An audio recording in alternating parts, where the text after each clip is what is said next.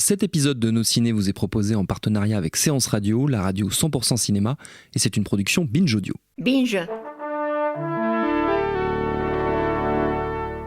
Bonjour. C'est moi Orson Welles. J'aime pas trop les voleurs et les fils de pute. Salut, c'est Nos Ciné, votre rendez-vous avec le cinéma qui, comme tout le monde, se méfie des habitudes qui sont plus souvent mauvaises que bonnes, mais qui tout de même garde au fond de sa petite tête une récurrente méfiance envers les suites, les séquelles, les numéros 2, qui là aussi sont plus souvent mauvais que bons. De nombreux contre-exemples existent, certes, mais vous ne nous empêcherez pas de douter, surtout lorsqu'un univers installé dans un premier film de grande qualité échappe à son initiateur pour retourner dans le grand fourre-tout du Hollywood en roue libre. Vous m'avez vu venir, cette émission sera consacrée à Pacific Rim Uprising et nous allons affronter la bête avec un trio de guerriers d'exception. David Honora, salut David. Salut. Stéphane Moïsakis, salut Stéphane. Salut Thomas. Et Perrine Quetson, salut Perrine. Salut Thomas. C'est Nos Ciné, c'est parti. Monde de merde. Pourquoi il a dit ça? C'est ce que je veux savoir. Pacific Rim Uprising se passe donc quelques années après le premier, qui était réalisé, faut-il seulement le préciser, par un certain Guillermo del Toro. On y suit les traces de Jake Pentecost, alias John Boyega, le fils de feu, le Marshal Pentecost, qu'incarnait Idris Elba dans le premier film. Jake, destiné à une carrière de pilote de Jaeger comme papa, a mal tourné, mais va devoir renouer avec le business familial pour aider l'humanité aux prises avec une nouvelle invasion de kaiju très vénère. Il rejoindra alors les rangs des combattants aux côtés de sa sœur adoptive, Mako Mori, toujours incarnée par Rinko Kikuchi, l'une des rares rescapées du premier film, avec Charlie Day et Burn Gorman qui rempilent dans les rôles des docteurs Geisler et Gottlieb.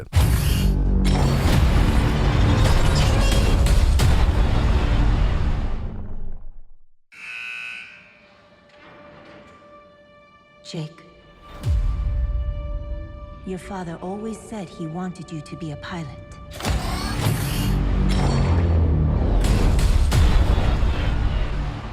He said a lot of things. I'm not a hero like he was. The kaiju. They're gonna come back. I'm not gonna be stuck waiting for someone else to come save my ass. Derrière la caméra, on l'a dit, plus de Del Toro, mais Steven S. DeKnight, essentiellement connu, si j'ose dire, pour avoir bossé sur les séries Buffy, Angel et Smallville à la télévision. Votre avis, chers amis, sur ce Pacific Rim, deuxième du nom? Qui va commencer? Tiens, David, ça va tomber sur toi. Oui, alors effectivement, t'as bien fait de préciser en introduction que le film original était une réalisation de Guillermo del Toro. Moi je me considère, par rapport à la moyenne de l'équipe Nos Ciné, un peu comme un Del Toriste, un brin sceptique. Je suis pas le plus grand fan. Tu n'es pas seul. Et qu'est-ce que c'est que cette traître à cette table? Et je peux avoir des réserves, notamment sur ces films entre guillemets sérieux et respectables que j'aime un peu moins en fait. Que ce soit La Forme de l'eau ou Le Labyrinthe de Pan. Et là-dedans, pour moi, Pacific Rim est sans conteste son chef-d'œuvre. Enfin, vraiment, pour moi, c'est un film que je trouve extraordinaire, qui est ça va alors. Pure. Non, mais vraiment Stéphane est rassis, il est parti. Une pure jouissance de forme. C'est un film qui m'a à l'époque totalement cueilli. Sans que je m'y attende. Je crois que dans une émission il y a quelque temps, Rafik disait qu'il fallait avoir un background important pour vraiment apprécier à la fois sur la culture des kaiju et des films de robots, etc. C'est une culture que j'ai pas vraiment, et malgré tout le film m'a complètement emporté pour sa force plastique, quoi. Cette capacité à vraiment, comme je l'ai quasiment jamais vu ailleurs au cinéma, travailler les rapports d'échelle et faire ressentir un truc qui est vraiment, à mon sens, époustouflant sur l'ensemble du film. Et ses qualités de plasticien, c'est aussi ce que j'aime dans ses autres films, c'est la manière de travailler la couleur et de porter des éléments du récit par la couleur. Par exemple, c'est quelque chose qui est hyper impressionnant dans son travail et qui faisait vraiment la qualité du premier Pacific Rim que certains, à l'époque, ont un peu,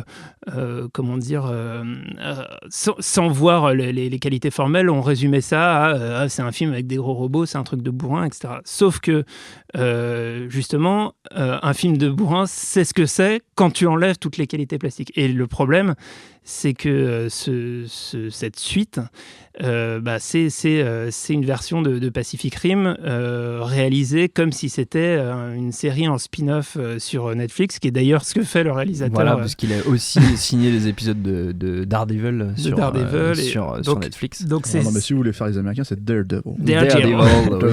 Et donc c'est Daredevil. Stephen Moyes. C'est filmé avec aucune personnalité, d'une manière extrêmement plate, à part peut-être, on en parlait rapidement avec Stéphane avant l'émission, dans certaines séquences essentiellement, plan, en fait, ou certains plans essentiellement en effets spéciaux qui donc ont été d'un seul coup, dirigés il y a une courte focale, de manière différente. Et du coup, je me suis énormément ennuyé. Et il y a un petit côté, triste en fait. Quand on s'imagine du point de vue de Guillermo del Toro, c'est un peu comme se faire kidnapper son enfant et que ça devient un punk à chien ou un fanzouz, quoi. À un moment, il s'est passé quelque chose d'horrible. Il y a eu le mot fanzouz balancé. Voilà, je crois que c'est une première. Ou pire, je pense un mec normal qui rentre dans le rang, oui. qui consomme, qui vote Macron, qui voilà. C'est ça. Guillermo del Toro s'est fait kidnapper son gosse qui s'est transformé en macroniste.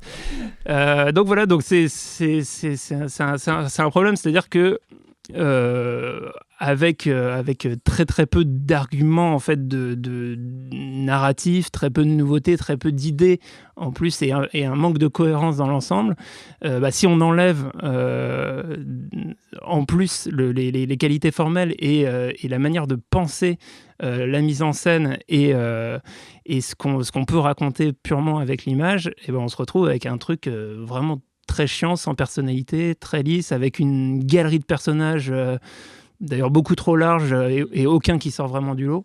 C'est une déception contre toute attente. Contre toute attente, c'est une déception. Oui. Stéphane. Y a, ce qui est clair en fait dans ce que dit David, c'est qu'il y a un processus de normalisation de l'univers de Pacific Rim qui est assez énervant en fait quand tu regardes le film, et surtout en fait Pacific Rim, c'est effectivement tout ce qu'a dit David, le premier, le film de Del Toro, et plus encore pour moi parce qu'il y a une mythologie qui tient vraiment debout en fait, qui est complètement cohérente avec le récit en fait et ce qu'essaye de raconter Del Toro dans le premier film. Je pense à vraiment, on en a parlé plusieurs fois hein, dans cette émission, mais dans nos ciné, je veux dire, mais toute la logique entre les deux cerveaux, les deux parties du cerveau qui doivent conduire la même machine, l'extension du Jaeger qui est une extension de l'homme en fait, etc. Le monstre qui s'est créé, la carapace qui s'est créée pour combattre les monstres. Et quand je dis processus de normalisation, par exemple, il faut préciser, et je pense que c'est conscient et clairement, demandé par, je sais pas, le studio ou je sais pas qui, de ne pas mettre de kaiju quasiment dans le film. Il y a un kaiju à la fin, vraiment, hein, c'est-à-dire, voilà. Et le reste du temps, ils se battent contre d'autres Jaeger qui sont, je ne dirais pas ce que c'est, mais voilà, si pour les gens qui veulent pas forcément se faire spoiler, voilà. Mais ils trouvent un moyen de faire en sorte qu'il y ait des mauvais Jaeger, quoi. Voilà. Et le truc, c'est que ça, je pense que ça fait partie des trucs, parce que on sait que, je veux dire, même si Del Toro a travaillé tout le design du film de manière générale, et il a mis beaucoup de soin aussi avec les Jaeger, on sait que ses chouchous, c'est forcément les kaiju, quoi. Et c'est notamment par ce biais-là aussi que le film sortait un peu du lot, parce qu'il y a vraiment des designs très très particuliers, quoi. Et en même temps, le film essaye malgré tout de se raccrocher un peu au film original en essayant de refaire certaines scènes, mais en les faisant très pauvrement. Par exemple, il y a la scène de Tokyo, le trauma en fait de la petite fille. Il y a une autre gamine dans le film qui est je sais pas comment s'appelle l'actrice parce que c'est la première fois qu'on la voit, je crois, mais qui a un trauma similaire, quoi. Qui a un trauma similaire, sauf que ça se passe à Santa Monica sur la plage, etc. Et du coup, en fait, tu te rends compte de la pauvreté de ce que les mecs essayent de faire, quoi. Moi, le truc que j'ai envie de dire, c'est qu'il faudra arrêter de me faire chier avec Michael Bay, parce que on a trouvé un émule, hein, en fait, à ce niveau-là, mais émule puissance, version toute naze, tout schmoll, tout voilà. T'as pas la puissance d'évocation, on va dire, des money shots de Michael Bay, toute cette imagerie qui est quand même très très propre. Et là, c'est pareil, tu te retrouves avec des combats à la fin qui sont complètement, moi je trouve, limite illisibles par moments. Je sais pas ce que vous en avez pensé. Non, j'aime il y a des moments où c'est assez compliqué. Il y a un combat à la fin en fait à Tokyo de nouveau où bon ça pourrait être n'importe où en fait si ce n'est qu'il y a le mont Fuji dans le fond quoi. Et en fait c'est pareil, il y a un espèce de moment complètement aberrant où tu as un des personnages qui s'appelle je crois Saber Athena, c'est un des Jaeger en fait qui donc est déployé sur Tokyo, sort ses lames. Elle est censée donc sauver la ville. Hein. On t'a montré 5 secondes avant qu'il y a des Japonais qui sont dans les rues qui courent avec le cri de Godzilla pour te faire une référence à la con, et tout ça, etc. Parce que genre on connaît le tokusatsu. Et là, elle arrive, elle déploie le Jaeger déploie ses lames, et elle en plafonne comme ça, hein, pour le style, 2 immeubles, quoi. Et là, tu te dis, bon, ben voilà. Et ça, c'est à mettre en parallèle avec la logique du premier Pacific Rim où on t'explique, que Hong Kong que les habitants de Hong Kong sont déployés ailleurs, hein, en fait, et que en gros quand le combat arrive vraiment, en fait, les moments où ils s'emplafonnent les immeubles, c'est parce que c'est dans le combat et dans le truc, oui. Pas pour se la péter, quoi. Donc voilà, t'as tous ces problèmes là, et puis après t'as je sais qu'il y a pas mal de gens qui considèrent le premier Pacific comme un film un peu imbécile, effectivement, un film un peu bourrin, comme disait David. Mais moi, justement, je trouve qu'au contraire, c'est un film qui a une très très grande force d'évocation en termes de mythologie, qui est, encore une fois, comme je disais, très très cohérent. Du coup, son intelligence, en fait, c'est de subvertir des codes de blockbuster, en fait, à la Roland Emmerich, et de les retourner. Les gens disent, bon, alors, ouais, il y a l'armée comme chez Roland Emmerich. Non, c'est pas l'armée, c'est la résistance, tu vois. Il y a tous ces détails, en fait, qui sont très spécifiques au film. Et là, en fait, non, c'est un film d'imbécile, vraiment. C'est un film, c'est écrit par les pieds, et les personnages sont vraiment bêtes, en fait. C'est-à-dire que le personnage le fils d'Idris Elba, qui est interprété par John Boyega, c'est son rapport à Scott Eastwood qui n'est pas papa, n'est-ce pas, tu vois, donc voilà, qui essaye à un moment donné, il essaye un peu de rouler mécanique, puis c'est les yeux, mais malheureusement ça fonctionne pas, et c'est L'Arme Fatale 3. C'est de ce niveau-là, hein, le niveau des blagues à la con qui se balancent, quoi. C'est de la punchline de comédie, enfin de comédie d'action des années 90, quoi. Et voilà, c'est aussi un film qui évite tout l'aspect rouille, délétère, monde en déliquescence, en fin de cycle, en fait. Tout l'aspect industriel du premier, en fait, est complètement mis à l'as. C'est la version 2.0. Et là, le truc, c'est pareil. Tu te retrouves avec des Jaeger, c'est pas cohérent, en fait. C'est-à-dire à partir du moment où tu as compris, et c'est ce qui est intégré normalement dans la plupart, même dans celui-là, c'est la plupart du temps ils essayent de respecter ça, sauf quand ils se disent que non, on va pas le faire, on va faire un plan cool, tu vois. Et c'est que le Jaeger est une extension de l'humain, tu te retrouves avec des Jaeger surpuissants qui font des glissades ou des roulades, en fait, comme dans un Transformers, quoi, comme si c'était facile à faire dans ta capsule là-haut, et voilà. Mais tout ça pour le style, en fait, voilà. Et dans ces moments-là, ils se démerdent bien pour pas te montrer comment ça se passe à l'intérieur de la cabine, pour pas que ça ait l'air trop con, quoi. Tout ce qui compte, c'est un plan cool, voilà, comme ma grande référence étant Marie-Pierre Cazet dans la pub au Cédar, quand elle fera pas ça tous les jours. Bah eux non plus, apparemment. Voilà. Et pour les plus jeunes d'entre vous regarderez sur Google, hein, qui était. Ouais, je pense que sur YouTube il doit encore avoir la pub, ou sur Dailymotion. Sur Dailymotion, reste en français. On l'a vu tout à l'heure sur David Honora. Oui, il a passé un bon quart d'heure sur son téléphone, voilà. Silencieux. Et donc, ça, c'est vraiment pour la partie film, quoi. Donc, c'est vraiment une suite. À mon avis, c'est une suite qui plante complètement la franchise, et qui risque de ne plus donner, justement. Je pense qu'il y a une tentative, en fait, de normaliser, de rendre ça plus grand public, qui, à mon avis, va perdre les fans d'origine, et pas forcément s'en faire des nouveaux, parce que c'est un spectacle qu'ils ont déjà vu en beaucoup mieux dans un Transformers ou ce genre de choses. Il y a un cliffhanger à la fin avec une annonce du pitch du suivant. Voilà. Ah là, ça nous prépare de beaux lendemains. Perrine. Oui, je vais faire un très court passage sur le premier, parce que je pense que David et Stéphane ont bien parlé. Moi, je fais partie aussi des Guillermo del Toro sceptiques, et j'étais encore plus sceptique sur le premier Pacific Rim, qui pour autant ne m'avait pas du tout déplu ou quoi que ce soit, mais j'avoue que j'avais pas eu cet engouement que je ressens chez mes camarades. Mais voilà, j'avais trouvé ça tout à fait très très honorable, et puis plutôt intéressant, intelligent, et en tout cas un vrai bon film, un très bon divertissement dans le côté le plus positif qu'on puisse dire ce mot-là, en tout cas. Et là, d'un seul coup, j'arrive à ce film-là. Ça démarre Et honnêtement, j'avoue qu'au début, moi, j'y croyais un petit peu parce que je me suis dit, c'est un film sur ce que les Américains appellent le fameux PTSD, voilà, le syndrome post-traumatique. Donc, le film commence un peu là-dessus. On est sur les ruines laissées par la guerre qui s'est déroulée il y a 10 ans. Donc, on comprend que c'est 10 ans après. Donc, elle s'est déroulée il y a 10 ans. On vit dans ces ruines. On vit avec des personnages qui sont tous, à chacun à leur niveau, traumatisés par cette histoire. Donc, on a le personnage de John Boyega qui vit dans le souvenir et un héritage difficile à porter par rapport à son père, parce que son père est un héros, donc Idris Elba, et donc il refuse finalement d'accepter cet héritage et qui va plus en tirer des avantages très, mesquin, menu et financier purement. On a le personnage de cette petite fille de cette jeune fille traumatisée, que pour le coup j'aimais bien au début son personnage avant qu'on comprenne vraiment son traumatisme. Elle avait un côté il y a le même dans Transformers 5. Hein. Oui, mais voilà, non, mais elle m'a fait penser pour le coup à Transformers 1, c'est-à-dire elle m'a fait penser à Transformers 1 dans le sens où je revoyais un petit peu Shia LaBeouf avec son amour pour Bumblebee. Elle a un amour pour un Jaeger qu'elle a construit, et je revoyais ce lien entre la machine et l'homme que je trouvais plutôt sympathique. Tu viens de scotcher Stéphane en lui sortant une référence à Transformers. Je trouve ça assez beau. C'est la première fois que ça arrive dans cette émission. Ah, mais le premier Transformers est un bon film. C'est la première fois que ça arrive dans cette émission. Quelqu'un va dans ton sens sur cette question. Non, mais on n'enlèvera pas. Je trouve que pour moi c'est un film sur un garçon et sa voiture. Donc moi je trouve que c'est joli. Et donc là j'avais ce rapport là avec cette jeune fille qui fabrique son propre truc et qui donc essaie de dépasser son propre trauma finalement en construisant quelque chose de nouveau par-dessus, ce que je trouve plutôt intéressant.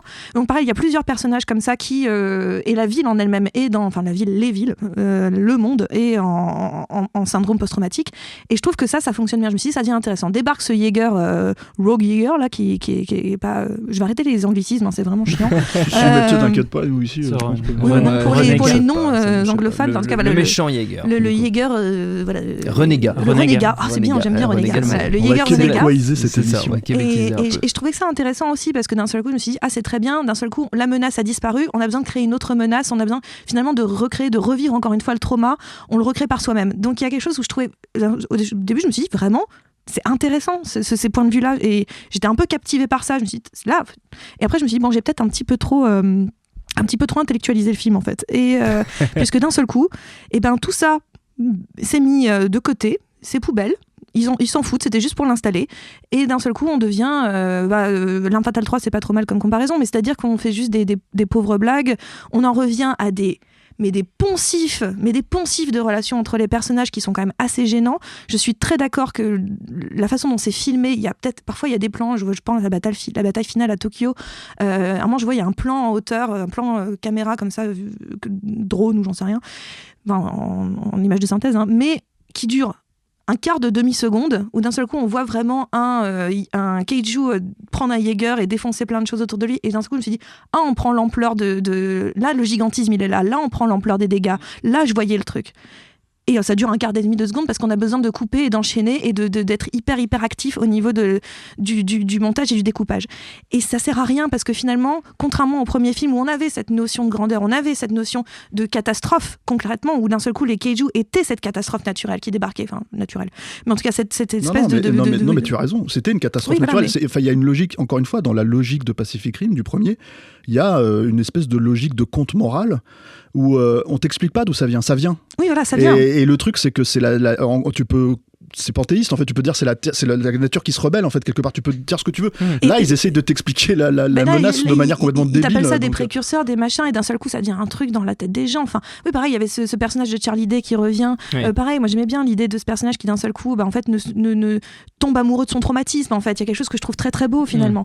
Et ça, c'est les premières 40 minutes du film. Et d'un seul coup, on part dans quelque chose de terriblement plus écrit, oublié, juste pour faire du spectacle, et finalement on fait du spectacle qui ne cherche jamais à épater le spectateur. Donc moi je me suis dit allez, quitte à oublier ce que moi j'avais intellectualisé, que je trouvais intéressant au début, impressionnez-moi. Et au bout d'un moment rien du tout en fait, et j'étais vraiment déçue, parce que là où on me promettait des personnages plus ou moins intéressants, et bien finalement ils deviennent tous des stéréotypes et des prétextes. Parce que par exemple, tu vois, on a un casting très international, on a un casting vraiment avec j'appelle ça casting Benetton, parce que vraiment c'est le casting toutes les couleurs de peau, et je trouve que c'est intéressant parce qu'on revenait à cette histoire de mondialisation, l'idée de le monde a été traumatisé par les kaiju, et je trouvais ça bien. Mais finalement, là où d'une certaine façon, des films comme Fast and Furious savent se servir d'un casting international. Là, on sait jamais s'en servir, on l'utilise jamais. C'est juste un prétexte. Tout est prétexte dans le film, et c'est vraiment, vraiment, vraiment décevant. Et le premier Pacific Rim s'en servait déjà très bien. Oui. C'est-à-dire, il y avait déjà ce justifié ce côté-là. Moi, ce que je voulais dire là-dessus aussi, c'est qu'effectivement, alors, pour le coup, j'ai décroché encore plus vite, mais effectivement, il y a une promesse dans l'introduction du film qui, pour moi, c'est sur les suites, sur les numéros 2, il y a toujours ce risque, en fait, c'est le désir de vouloir refaire la même chose. Et pour moi, dans le cinéma d'action, il y a quelques exemples de réussite. Et d'ailleurs, il y en a deux vraies grandes réussites qui sont justement de James Cameron, Terminator 2 et Aliens, où justement la qualité de ces films, c'est de absolument pas refaire le premier. Et de partir tout en respectant l'univers, les codes, et en restant cohérent vis-à-vis des personnages, voilà, tout ce qui a été installé, de faire presque de changer de genre ou de faire quelque chose de complètement différent. Et il y a cette possibilité au début du film où en gros le personnage de John Boyega est présenté comme une sorte de voleur qui va récupérer des pièces de Jaeger pour les revendre sur le marché noir, etc. Et là tu te dis pendant les 10-15 premières minutes, ça se trouve ils vont partir dans un film comme ça où on suit ces personnages dans l'univers de Pacific Rim, mais pour un type de film qui n'a rien à voir. Et malheureusement le film se fait rattraper par en fait on va refaire la même chose mais en moins bien parce qu'on ne sait pas réaliser quoi. Et du coup le truc passe complètement à côté. Et ça cette notion d'essayer de pervertir le propos initial tout en respectant les codes, ça me paraît être essentiel pour réussir une suite, et malheureusement ça passe complètement à côté. Après ça, les deux exemples que tu cites, c'est des cas d'école déjà, et des cas exceptionnels. Et des cas exceptionnels parce qu'en fait le truc c'est qu'un mec comme Cameron ne suit pas justement les règles des studios. Là c'est un film qui suit clairement les règles des studios. L'autre truc que je voulais peut-être préciser, c'est la place de Del Toro dans le film, en fait, parce que mine de rien, il est crédité comme producteur. Co-scénariste, j'imagine qu'il y a quelques éléments qui sont repris. Au début, visual consultante aussi, et ça j'imagine que ça a un rapport avec éventuellement certains designs et les effets spéciaux. Juste, il est pas crédité comme co-scénariste au générique. Au générique. Je l'ai pas vu. Il est crédité comme producteur. Producteur et visual consultante dans le générique de fin. Et en fait, le truc c'est que c'est important de le replacer parce que depuis tout à l'heure on parle du film d'une certaine manière, en fait, comme s'il n'était pas là, comme s'il s'était fait déposséder. Et ça, c'est encore quelque chose qui est un petit peu difficile à savoir pour l'instant aujourd'hui.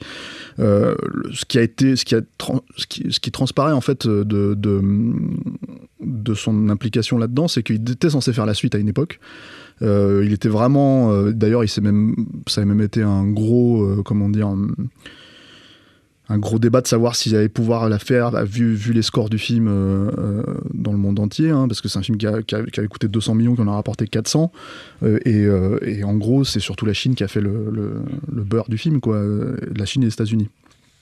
Et du coup en fait il y avait cette volonté pour lui vraiment de reprendre cet univers, de le perpréter. Et en fait le truc qui s'est passé, c'est que ça c'est lui qui raconte ça comme ça, au moment où Legendary était en train de se faire... lui, il a accepté de faire la suite, il est parti sur ce film-là. Il a écrit un traitement qui apparemment n'a rien à voir, ça c'est ce qu'il dit, n'a rien à voir avec ce qui a été fait finalement par la suite. Ils sont partis vraiment dans une autre direction. Et le truc, c'est que au moment où il était censé faire le film, les gens chez Legendary lui ont dit, écoute, on est en train de se faire acheter par un consortium chinois, ça va prendre quelques mois avant de faire la transaction. Il faut que tu attendes quelques mois avant de... Voilà. Et lui, il a dit non, j'attends pas, je pars, je pars faire autre chose. En l'occurrence, il est parti faire La Forme de l'eau. Ce qui a, quand tu vois la gueule de Pacific Rim Uprising, ce qui a d'assez, finalement... parce que moi, j'ai du mal à croire, en fait, ça c'est moi qui lis entre les lignes, quoi, mais j'ai du mal à croire qu'il n'y a pas une façon de se faire déposséder, justement. Voilà, comme on l'a dit depuis tout à l'heure, de gommer les aspérités du film, de gommer tout ce qui n'est pas cool dans la logique des choses, et de faire la version Transformers. C'est-à-dire que c'est ça le problème aussi de Pacific Rim, c'est qu'à l'époque où le film est sorti, il y avait cette espèce de résumé qui était assez énervant, où les gens disaient c'est Transformers contre Godzilla, quoi. Ce qui n'était clairement pas ça quand tu finissais par voir le film, mais même pour moi quand tu voyais la bande-annonce, quoi. Et il y avait encore une fois tout un jeu de travail autour de la mythologie. C'est pour ça que moi, par exemple, j'avais du mal à m'attacher à cette relation entre la gamine et sa création, parce que en fait, elle l'a conduit tout seul. Déjà, en fait, pour moi, on est en train de niquer la mythologie de Pacific Rim, parce que où il faut être deux, et ça a une logique. Encore une fois. À ce niveau-là, on joue sur la taille dans le film, ça qui est mais plutôt... c'est pas la taille qui compte. Oui, c'est ça. Mais j'entends vraiment que c'est pas la taille qui compte. Si tu suis la logique, en fait, des raisons pour lesquelles on doit conduire à deux. Je veux dire, même pour un gamin, conduire une machine aussi lourde, c'est pas une question de taille. Je vois ce que tu veux dire, mais là, c'était plus pour un. Moi, je voyais ça comme vraiment.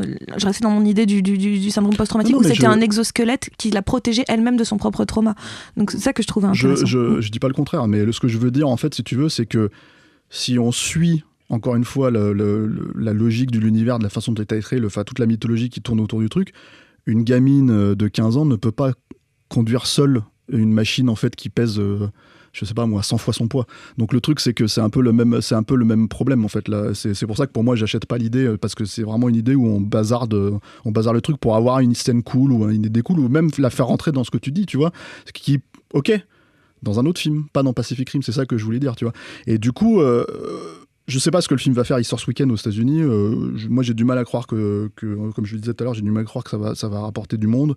On va voir, ça va peut-être faire un premier week-end correct, voilà.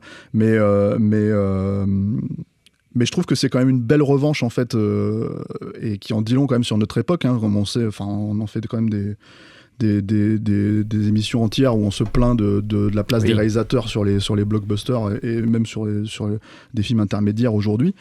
Donc du coup, si ce film se plante alors que tu as à côté Del Toro qui gagne l'Oscar, encore une fois, peu importe ce qu'on pense des deux films, il y a pour moi une revanche de l'auteur, en fait, qui est quand même assez jouissive, en fait, à prendre en compte.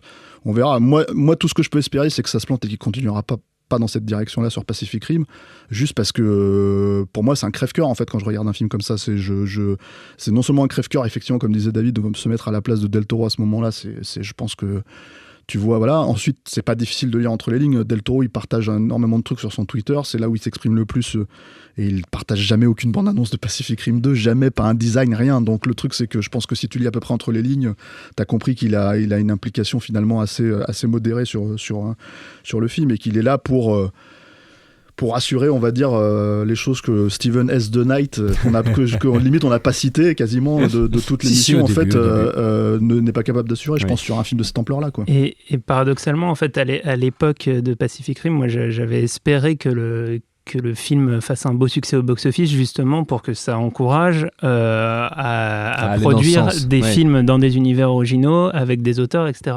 Sauf que la manière dont Hollywood l'a interprété, c'est super, on va faire une suite. Ouais. Donc ça serait bien que effectivement la suite se plante pour que peut-être on dise mais en fait c'est pas juste l'univers qui compte. Tu penses vraiment qu'ils vont en tirer une leçon? C'est trop compliqué. Ouais, voilà. Je trouve tellement positif, t'es tellement enthousiaste, t'es touchant, t'es bouleversant. C'est beau. Tu me bouleverses. Ouais.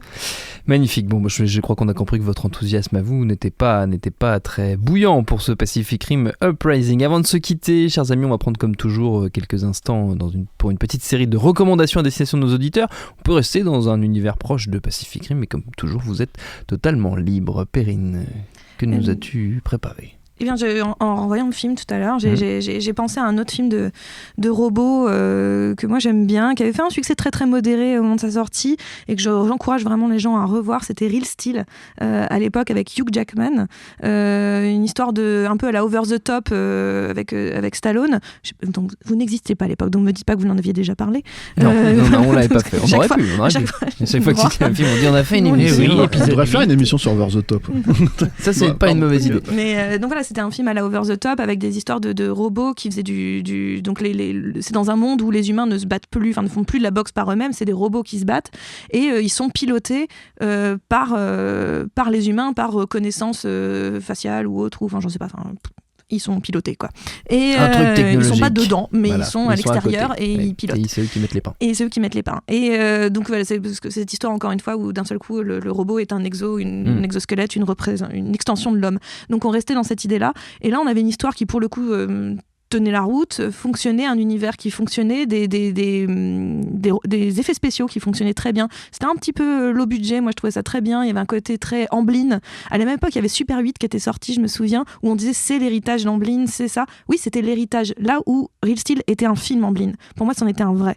Et je trouvais que c'était une vraie réussite, et plutôt d'aller voir Pacific Rim 2, je vous encourage plutôt à aller dans un DVD tech, ou sur les internets, ou sur vous une plateforme voulez, de voilà, VOD. ce que vous voulez. Il était sur Netflix à une époque, peut-être y est-il encore. Voilà, vous vous débrouillez, et puis vous essayez de retrouver ça. Je pense que vous passerez un meilleur moment, plus malin, plus intelligent et plus doux finalement. Stéphane. Thomas Rozek, te rappelles-tu de ce jour fatidique du 7 février 2018 où, dans cette même pièce, et toi et l'équipe de Nos Ciné m'avaient forcé sous la contrainte à dire du mal de Clint Eastwood. Il fallait résister. Mais j'ai essayé, mais tel un prisonnier au Vietnam, j'ai dû lâcher l'information. et depuis, j'essaye de me repentir et de trouver prêcher la bonne parole de Dieu cinéma sur terre, Monsieur Clint Eastwood, n'est-ce pas, et conseiller le reste de sa filmographie au gré de nos émissions. Très bien. En l'occurrence, c'est Scott Eastwood dans ce film. Et en plus, il y a Fiston qui, comme je l'ai dit, n'est pas papa, donc voilà, dans le film. Écoute, alors moi, je rapprocherai pas ça de Pacific Rim 2 parce que je ne veux même pas en fait qu'on puisse vraiment faire le lien, mais disons que le blockbuster, s'il y a une fois où Clint Eastwood s'est essayé vraiment au blockbuster de studio et vraiment, on va dire, avec toutes les concessions que ça peut apporter, et finalement... c'est pas son meilleur film, mais emporter quand même le morceau, je trouve. C'était avec Firefox, l'arme absolue. Pourquoi tu rigoles ? T'aimes pas Firefox ? Je savais que t'allais parler de ça. T'aimes pas Firefox, l'arme absolue ? Qui est un très bon film quand, c'est l'histoire de Clint Eastwood qui joue un pilote qui doit voler le Firefox, récupérer le Firefox, et donc c'est Mitch, film d'espionnage, Mitch, film d'action pétaradant, et il faut être honnête, la partie espionnage fonctionne beaucoup mieux, heureusement c'est la plus grosse, quoi. Mais bon, quand t'es gamin, voir Clint Eastwood mener par le manche à balai un avion supersonique et échapper aux méchants russes, c'est plutôt cool, voilà. Donc et puis c'est un film que j'ai revu, que je revois une fois de temps en temps, comme ça, une fois tous les 3-4 ans. Je me dis c'est pas mal, c'est bien quand même, ça tient la route. De toute façon, il y a Clint, en général ça tient toujours à peu près la route quand il est dedans, quoi. Donc voilà, Firefox, l'arme absolue, qui n'a absolument rien à voir avec Pacific Rim, mais il fallait qu'on parle de Clint. Qui participe de ta grande entreprise de réhabilitation et de rédemption personnelle. David. Ça me donne une idée pour un Pacific Rim 3 ou 4 de faire une sorte de mix avec Space Cowboys, et tu vas chercher des vieux pilotes. Enfin bon. Marocco. Par pitié, n'envoie jamais cette idée à Hollywood, parce qu'ils vont le faire. Ils sont capables de le faire. Ils sont tous morts. C'est le concept du film. Merde. Oui, mais en même temps, il y en a plein. Il y en a tellement des pilotes de partout. Dans Space Cowboy ? Mais non, dans Pacific Rim 2. Pardon. Spoiler. Oui, gros spoiler. Ouais, c'est clair. On va dire, on s'en fout les spoilers. Oui, c'est vrai. En plus. David, donc tu vas recommander Space Cowboy. Il faut savoir que c'est une émission de Nos Ciné un petit peu spéciale, puisqu'on on sort à peine de la séance, on a à peine eu le temps de manger un hamburger et tout. Et donc évidemment, j'arrive, je descends dans le studio, j'éteins mon téléphone sans avoir de reco.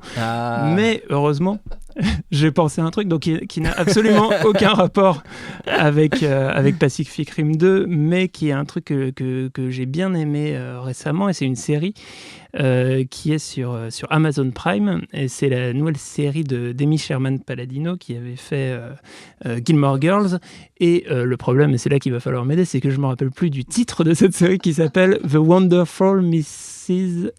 L'incroyable Mrs. Maisel. Maisel. Voilà, je les patronymes, c'est pas mon truc. Donc et en fait c'est l'histoire d'une femme dans les années 50 qui veut se lancer dans le stand-up. Et c'est absolument génial. C'est extraordinairement bien mis en scène comparé à Gilmore Girls. En fait, il y a non mais comment ça? Non mais soyons honnêtes, c'est pas la qualité principale de Gilmore Girls que j'adore. qui est plus Amy Sherman-Palladino, pour la situer un peu, je dirais que ça serait le pendant féminin d'Aaron Sorkin, sur une qualité d'écriture de dialogue assez extraordinaire. Et donc, du coup, elle est très à l'aise dans cet univers-là, et pour travailler, du coup, avec des stand-uppers des débuts de cet art. Et voilà, la série est superbe, assez addictive. Elle se regarde très vite, ça se binge-watch sur Amazon Prime. Et puis, une saison 2 est en préparation. Je crois qu'elle a tourné des scènes à Paris il n'y a pas très longtemps. Donc voilà, donc je vous conseille de découvrir cette série qui n'a aucun rapport avec Pacific Rim. Et je pense que le public des deux films, je suis avec Thomas Rozek, on est il y a le même gaffeur en fait, je crois, sur Pacific. C'est pas impossible, c'est pas impossible. C'est pour ça. Donc voilà. Mais effectivement, je pense qu'on est les deux seules personnes à aimer autant Gilmore Girls que Pacific Rim. On est que deux en fait. Toi aussi. Mais son nom, t'aimes pas Pacific Rim? Oui, non. Voilà. Mais j'aime bien les robots. Donc ça va. Toi, tu comptes pour Real Steel. Si on peut détourner quelques-uns des auditeurs de cette émission vers cette série plutôt que vers Pacific Rim 2, ça sera une bonne chose de faite. Très bien, merci à vous beaucoup. Les studios. À vous les studios, merci à tous les trois, notre temps est écoulé, merci à Quentin à la technique, merci à l'antenne pareil pour l'accueil, rendez-vous sur binge.audio, le site de notre réseau de podcast Binge Audio pour retrouver toutes nos émissions, le programme des prochaines, les dates d'enregistrement en public si vous voulez venir nous voir, et puis en attendant on vous dit à très vite. Binge. Et tout de suite un message de notre partenaire Séance Radio. J'adore mon boulot. Vous êtes la crème de l'aristocratie française. Vous avez compris ce que je vous ai dit? Oui, cancer du poumon, inopérable. Next épisode, c'est le nouveau rendez-vous 100% série de Séance Radio avec Charline Roux et son équipe. On ferait mieux de rebrousser chemin, les gars. J'ai fait du mal. J'ai compromis des missions. Des policiers français, on peut les acheter, pas les tuer.